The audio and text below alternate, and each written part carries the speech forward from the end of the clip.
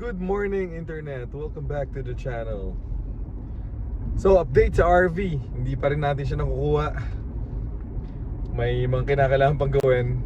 So nag-send sila ng panibagong quote. And yan, taas-taasa naman. More problems. So siguro ngayong episode na to, pag-usapan na lang muna natin yung trip namin from Toronto to Calgary. And Calgary to Toronto is approximately 3,600 kilometers. And hindi namin yun ginawa ng one day. So in fact, umabot kami ng approximately a month. Kasi yung takbo lang namin sa RV is about 5 hours per day maximum. 3 to 5 hours per day maximum. Although may araw na umabot kami ng 7 yata, kasi wala kaming madaan ng magandang campground along the way. So instead na magstay kami sa isang campground na hindi namin masyadong type, dumaan na lang muna kami sa sa isang town. And yun nga, tumakbo na lang muna kami ng mas matagal na oras. So from Toronto to Calgary, so akit ka north. So tapos mag-travel ka east, dadaanan mo yung Thunder Bay. So nagstay kami sa Thunder Bay. Inikot namin yung areas. Meron silang marina. And maganda yung marina nila. So makikita mo yung masarap tumambay sa coastlines. Tapos may makikita ka pang mga ang daga kasi dito guys, squirrels eh. Yun ang daga dito. So may makita ka squirrels. Galing palang mag no? Bilib ko pala doon, ang galing palang lumangoy ng mga yun. So nakita namin sa coastal areas. Tapos merong beach. Sila doon na isolated, na mag-isa ka lang talaga. Nung pumunta kami, mag-isa lang kami. Wala masyadong tao. And sobrang ganda. Lake yun? Lake Huron. Teka lang, anong lake yun? Search ko na lang. Hindi ko maalala kung anong lake eh. Sa dulo ng dila ako. Pero nga, yung lake na yun, yung Thunder Bay.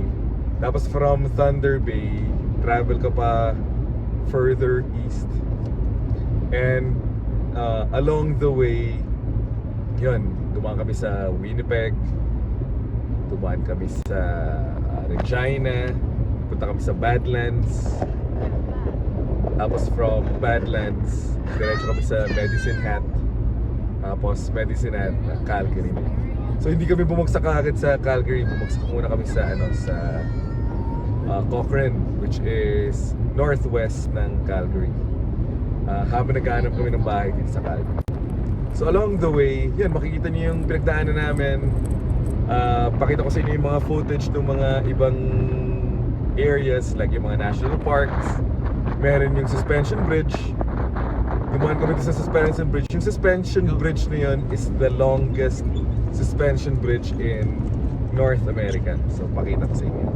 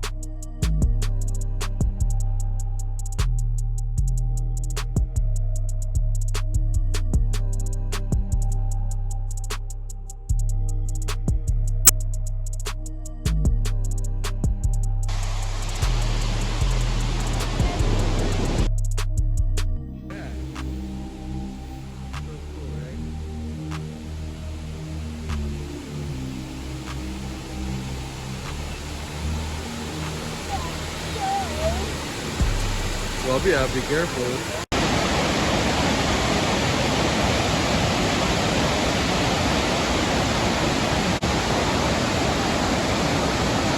Hey guys, good morning. Good morning. So how are you feeling today, Audrey? Good. Good. And where are we going? I don't know. I don't remember. Well, we're going to Sudbury. Sudbury.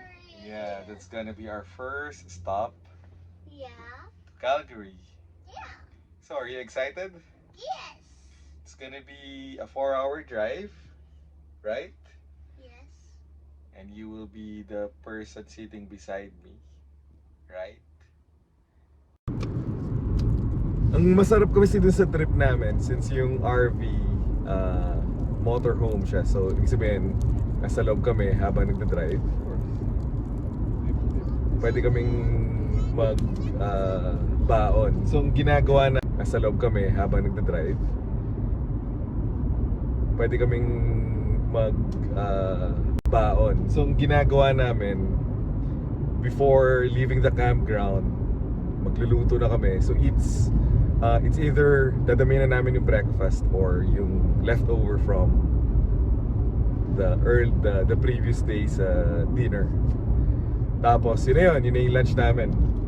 Yung rig ko kasi may generator.